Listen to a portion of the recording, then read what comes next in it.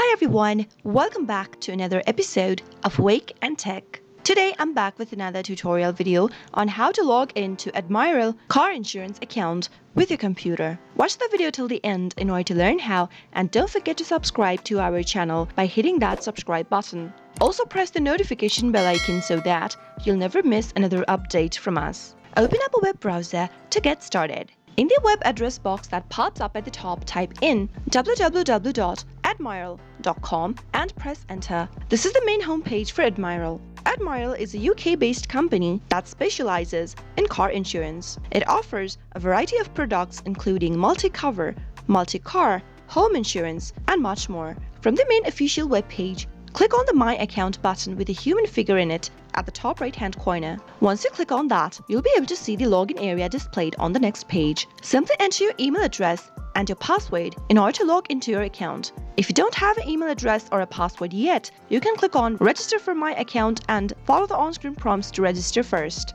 Once you create an account, it's easy to log into your car insurance account. Simply enter your email address that is associated with your account in the first text box. Make sure to provide the valid information. Once you type in your email, go to the next field where it says password. Type in your password for your account correct. In case you forgot your password, you can click on the Forgot Password link and follow the on-screen prompts. If you'd like the system to remember your details so that next time you won't have to type in your credentials again and again with the particular device, click on Remember My Details. But leave it unchecked if you're using a public device or a shared computer. Finally, after you're done typing in your credentials, click on the Log In to My Account button in green, and that is how you'll be able to get access to your Admiral car insurance account. I hope the tutorial was helpful. If it was, go ahead and give us a thumbs up.